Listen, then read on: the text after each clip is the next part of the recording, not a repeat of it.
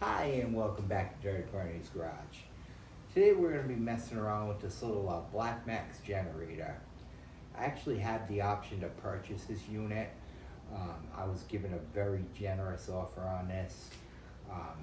First thing we're going to do is get it running though. This thing's got a running issue right now. I'm going to show you real quick exactly what it's doing. It will start, but it only wants to run for a couple seconds. Let me make sure that the gas is on, that's on.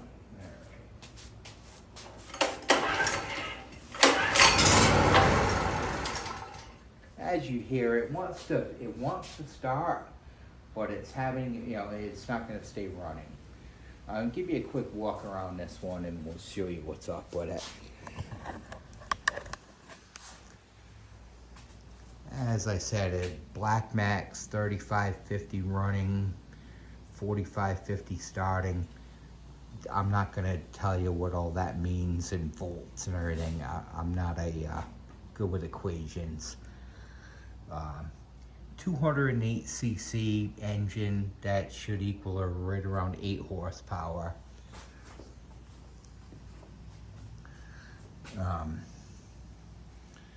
Some type of a monitor here. I'm gonna guess that it lights up when it's actually running. I'm hoping it'll give me the hours on a unit. We got a setup where you can plug it into an RV. Couple of things where you can plug it into, for regular 110 house voltage and everything. This unit is from 2014, making it 8 years old. I feel it's actually fairly clean for the age. As you can see, we got no major oil leaks. This is a regular homeowner unit. My co-worker and friend Chuck bought this unit. I believe he said he bought it brand new. Been running it ever since then. This past summer, he was running it one day and it just quit running. We had talked about at one point I was gonna fix it for him, and he decided he actually bought a newer, bigger unit. He said this thing, he just didn't feel it was putting out as much as he would have liked for what he was doing with it. Now with these, like a generator, a power washer, whatnot, often what happens on these, they do more sitting than they actually do running. So where water is heavier than gas, all your water and your moisture and condensation and everything is going to gather up into the float bowl of the carburetor. Plus the fact with the older gas, it's going to gel up. I believe what we're going to find is this generator has a plug jet in the carburetor, but we're going to have to check into that. Otherwise, though, for an 8-year-old unit, I mean, this thing's pretty, I consider this thing pretty clean. So, give me a minute here. We're going to take this carburetor off. We're going to take it apart and take a look at what's going on in it. One other thing I wanted to point out, if you look right here, little sensor coming out of your block with a wire on it, that's your low oil shut-off switch. There's actually a float inside the block, and what that does, with the oil level, the float sits up so high, and what happens when the oil level starts getting lower, the float will drop, and what that does when it drops is it shuts the switch, and that will ground out your ignition system. It'd be just like, shutting off a lawnmower or something. I did test that already, that you can actually take one wire off of that system and actually bypass it, which I did do that with it, and unfortunately that was not the issue. I thought that it was a carburetor to begin with, but I did want to check that first off. So anyway, give me a minute here. We're going to go ahead and take this carburetor off of this unit, and then we're going to take a look inside of it and see what's going on with it. All right, so let's go ahead and get this carburetor off of this thing. One thing I just wanted to show you real quick. There's your fuel line coming from the tank. Goes over to that shut-off valve. Then your other piece goes down into the carburetor. I'm actually going to be replacing all of this fuel line, but unfortunately I don't have enough today. So this piece here, we're going to replace this all together by the end of the deal. But you have here is called an anti-surge spring. That's going to attach to the carburetor right there. And then this is the linkage that comes from your governor to the carburetor. That's got to go too.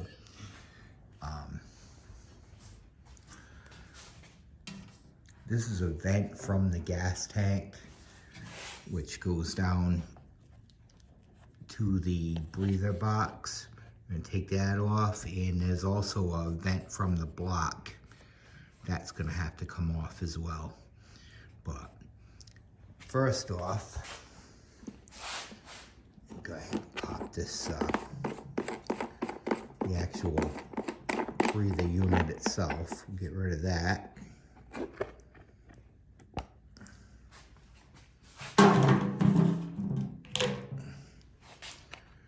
What I like to see here, this is the air filter for this unit, which is a foam filter. It's actually in very good shape for an 8-year-old filter. It's still got some oil in it, which is a very good thing. And you have this little cover that goes on there. You're gonna see 2 bolts here, both of these being 10mm. I'm gonna have to pop them off. So I'm gonna set you over here for a minute, and we're gonna go ahead and get this thing ready to go. This carburetor actually come off in very short order. So.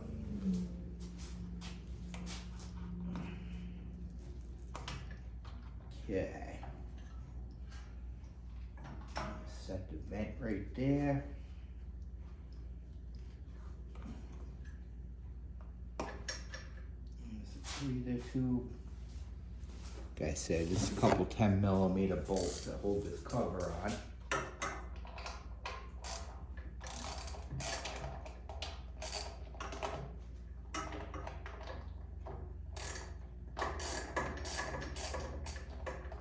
See me wearing a sweatshirt today. It's actually kind of chilly out here today.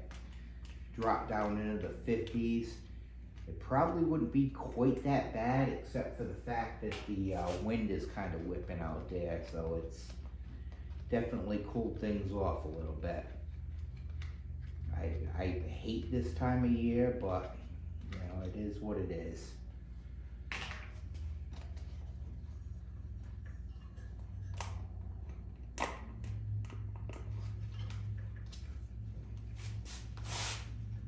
Shoot, I forgot about that. We got another bolt underneath.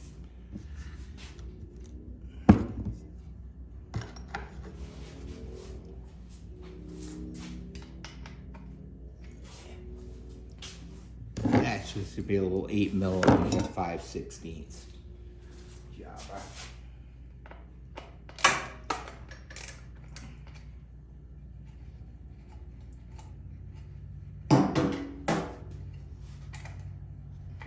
Now the problem with this unit, there's a choke lever there, which is partially connected to this thing. Sometimes that link's will pop off. Alright, we got it that time. I actually pulled one of these things apart one time and the choke lever kind of fell apart and I didn't realize what had happened. But it just pops out like so. And there's a little tab on this cover that actually holds that in place while the whole unit's when it's all together. So that time we got lucky that time. One of those deals, live and learn. So we're gonna go ahead and pop the fuel line out of the way.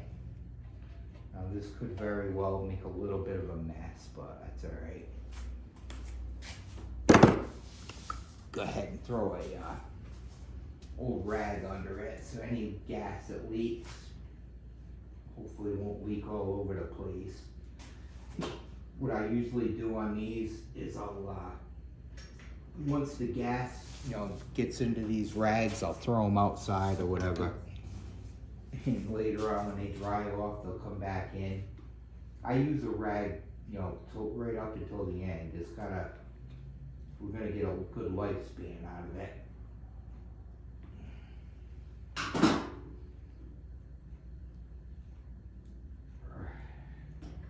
There we go. Alright, so we got the gas line disconnected. Then comes this little anti-surge spring deal here.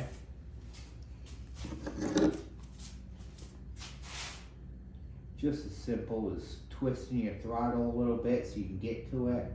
It loops around, all done. Now as far as the linkage goes on these carburetors, what you're gonna have to do is pop it out a little bit. And when it gets to a certain point, then it just lifts right out of there.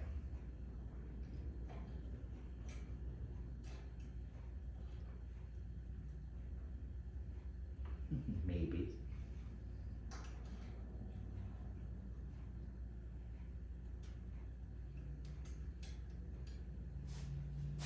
That's how it's supposed to go anyway.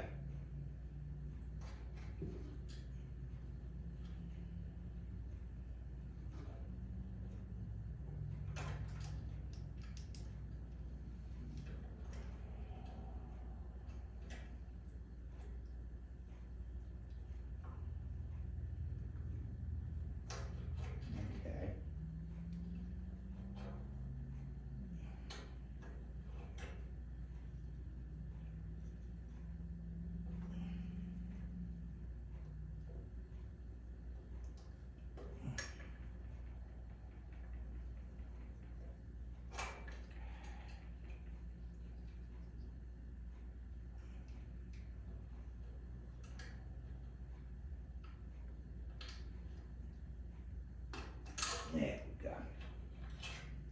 And your carburetor slides right off as such. Before I get started on this, I'm going to take this thing outside and wash the outside off a little bit. So we'll be back in just 1 minute with it. Alright, so let's go ahead and tear this carburetor down. I brought it outside, sprayed it with some carburetor cleaner, a little water and everything. I got the outside of it looking pretty good. It's at a point now we can go ahead and what we're going to do is we're going to pop this float bowl off of here and see what is going on inside of it. There's still going to be some gas left over and whatnot. I'm really not concerned with that. It's something you deal with quite often in this trade. So yeah, it's going to leak all over the place for a minute. It's good that it actually has gas inside of it because you know that there has been gas getting to it.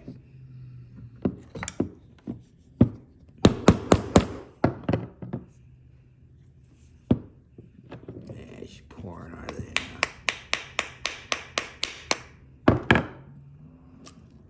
Nope. There we go. We got a flood. Alright, come on. Don't split on me. There we go. Okay, well, that's actually a very good sign. This float bowl is actually in very good shape inside. I like that.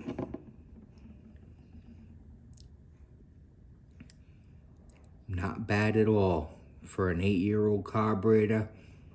I was actually kind of impressed. I looked inside of the gas tank, and it actually had some stabilizer in there. Now Chuck works maintenance at work, and it's really nice. I thought it was kind of nice to see that he actually maintains his own equipment too.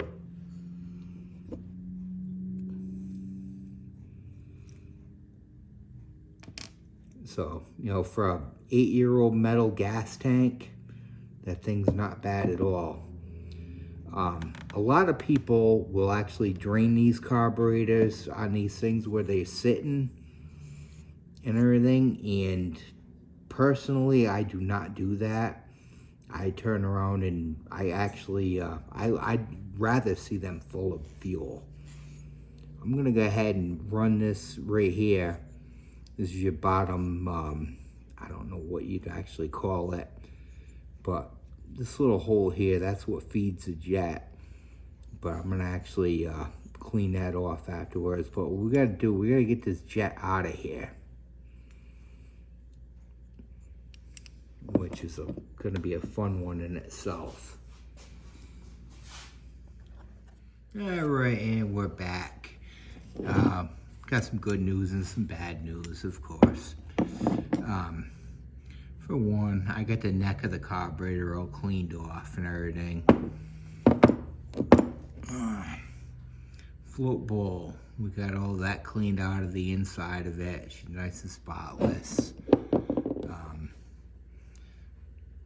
Here's the bottom of the screw that holds the float bowl on. It was all corroded and everything. Got that all straightened out too. Now the problem being, you're not going to be able to see it, but inside the center of that, the jet of the carburetor is in there. Unfortunately, I cannot get it out.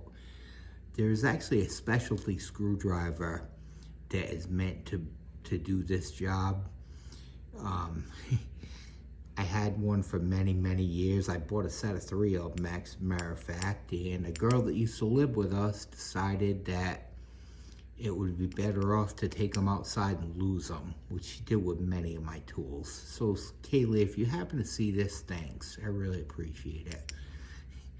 When I go inside tonight, I'm going to order another set of those screwdrivers. But anyway, what I'm going to do with this carburetor, we're going to go ahead and clean the jet the old-fashioned way. I did this for many years before I had specialty tools for this. We're going to use my paper clip and all that sort of garbage. So,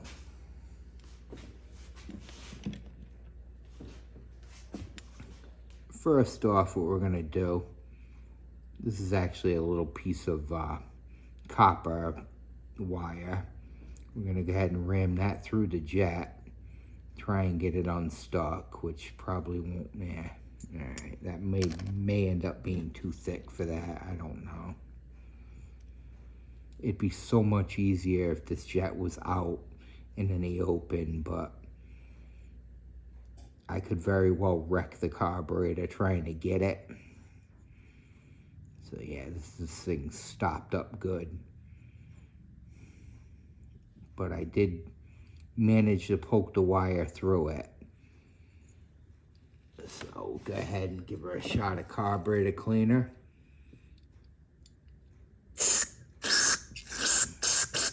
There we go. So we're going to loosen some of that junk up in there like that. Then we're going to give her a shot of air.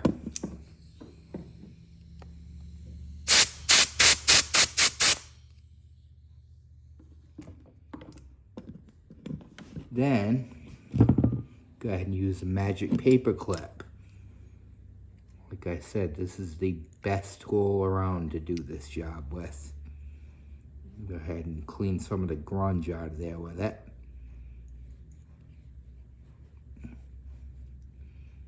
This would be much better off if this jet was actually out of the carburetor, but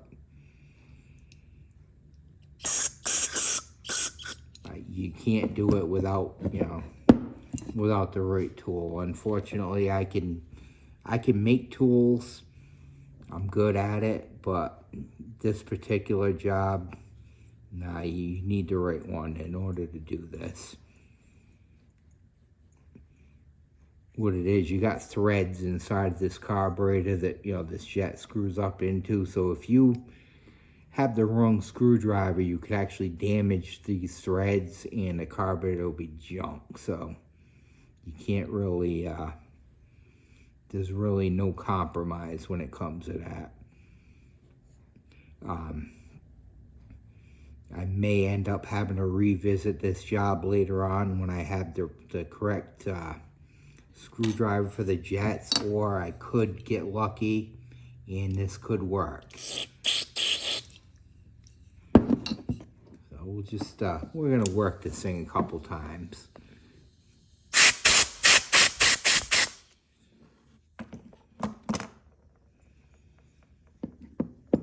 This jet will be nowhere as clean as I'd like it to be, but, you know, like I said, there's nothing I can do right now.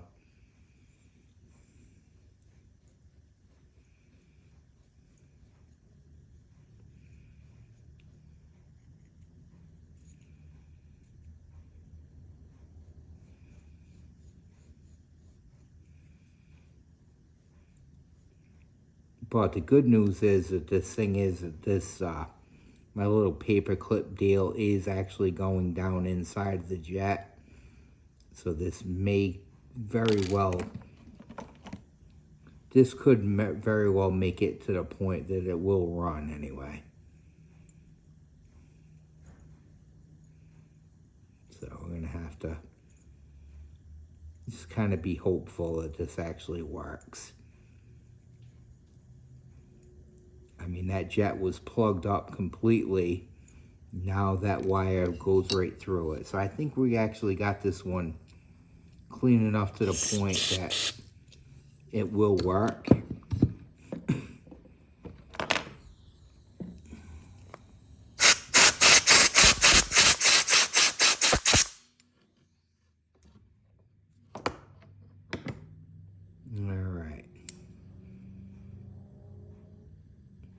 I can't actually see the jet itself now. I'm sure, unfortunately, due to the lighting and stuff, you can't see it. But I think this is actually going to do the trick as far as to get this thing to run anyway. So give me a couple minutes. We're going to put this carburetor back together, and then we'll go from there with it. All right, so we got the... we got some new fuel line going from here to here, from here to here. I did leave the original fuel filter on this at the time being. I left it dirty for a purpose. I did clean the inside of it out a little bit. The only place around here right now to get a fuel filter would be probably Lowe's. It'd be about a $10 filter. I'm all about supporting small businesses and stuff, but local businesses, but I mean, it's kind of ridiculous. I could get that filter for $10 there, or I could buy 3 of them online for $10. So I'm just gonna go ahead and order one up. Anyway, the carburetor's all on. I'm gonna put my choke back on there and the plate and everything.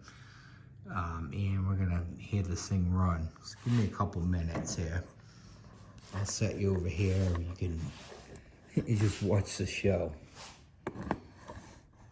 There we go. All right.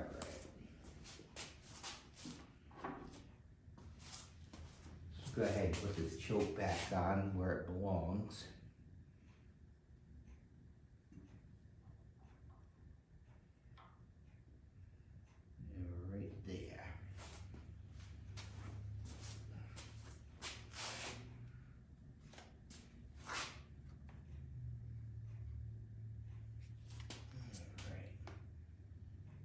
Then we'll go ahead and slide this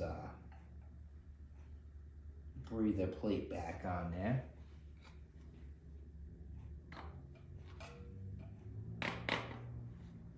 There we go.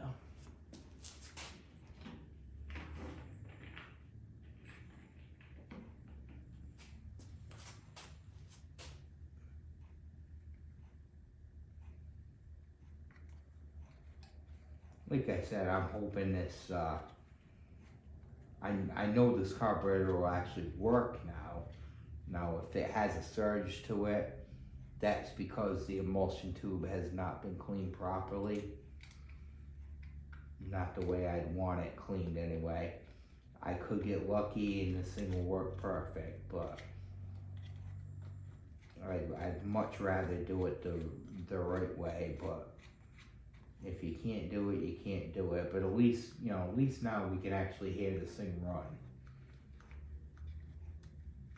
Yeah, another issue it's going to be right now is where this generator is actually sitting on an angle, and the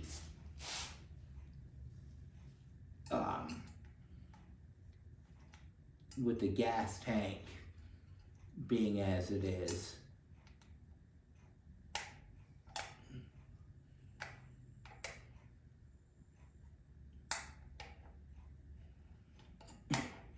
it doesn't have a whole lot of gas left in it at the moment.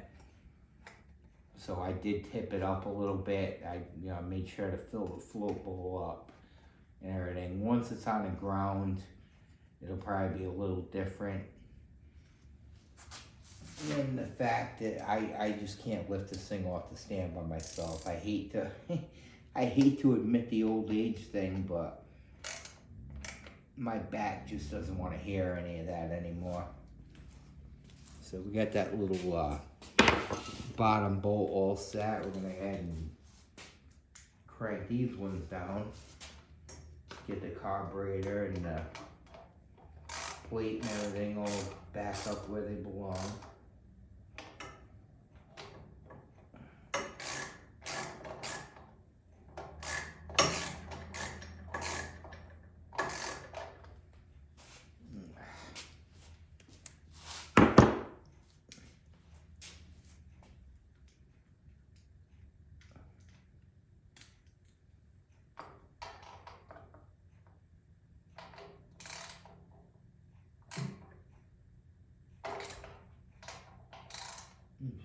Yeah, snug these things up a little bit. I didn't even put any sealer on the gaskets or anything. All the gaskets on the thing are actually beautiful, so we're just gonna leave them.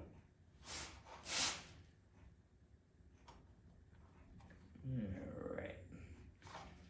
Breather tube is intact. Go ahead and put the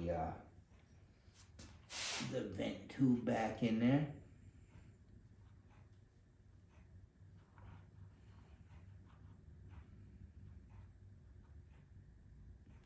Alrighty.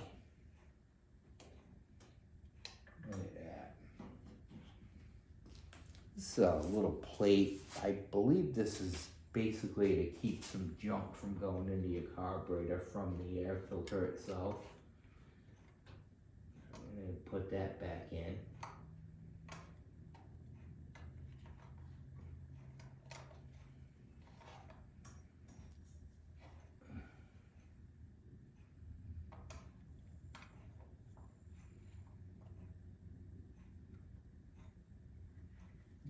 Do I have it in the correct way? Probably not.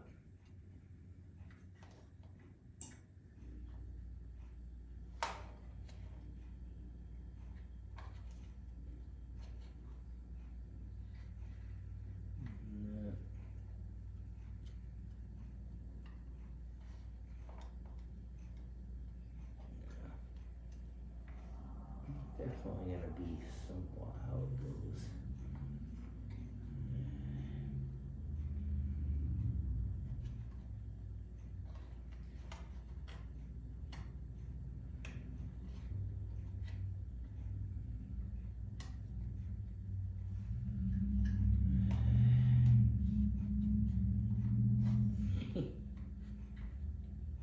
Okay.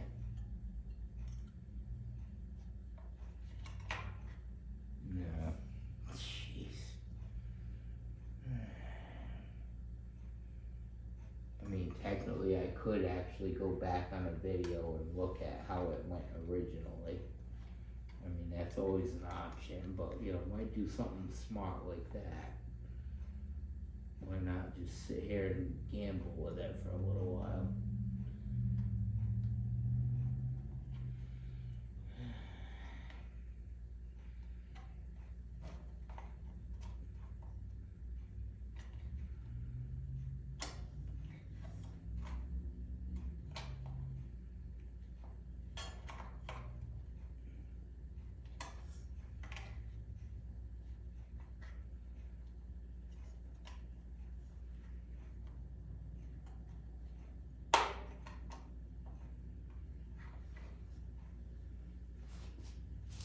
Tell you what,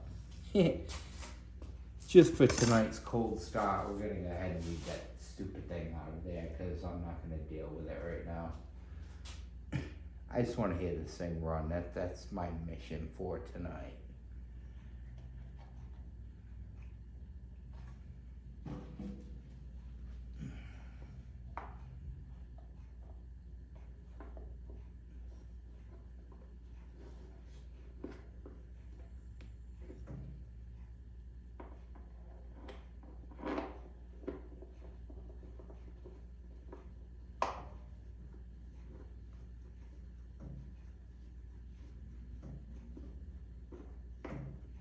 And yes, it will be going back in a later date.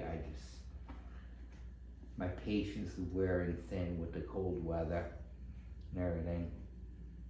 Alright, so we got this on choke.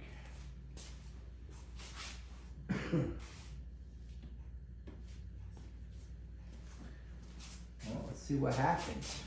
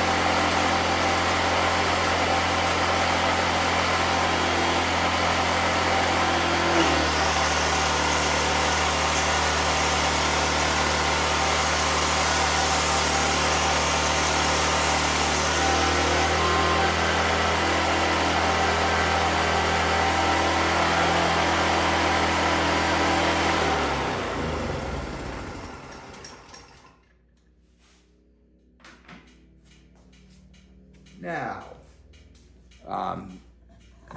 as far as that meter goes, I don't know if that's a correct thing. That's 97 hours. That's really not bad at all. It does run that grinder without an issue. So that means it'll run a coffee pot without an issue. Now here in town, we don't have a big problem as far as losing power for too long. So if we do, it might be an hour or so.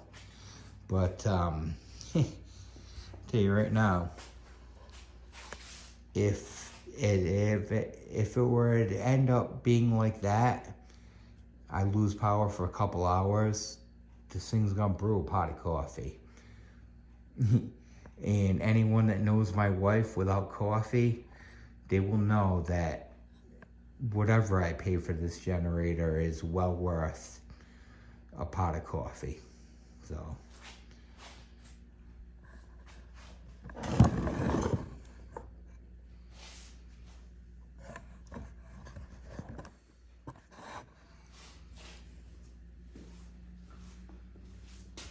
anyway, I hope you all enjoyed this video.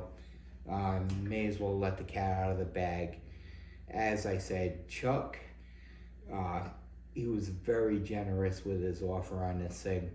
He told me, basically, if I could get it running, give him $50 for it. If I couldn't get it running, go ahead and scrap it and we'll be done with it. I'm not gonna lie to the guy, obviously, because Chuck's a good man. All in all, I think I got my $50 worth out of this one. I'm not gonna flip it. That's the only reason I'm actually giving you the price on it. What I paid. I'd say I did pretty good on this one. So anyway, just keep watching. We got plenty more videos and whatnot coming, and we'll go from there with it. So you guys have a great night, and I thank you for watching.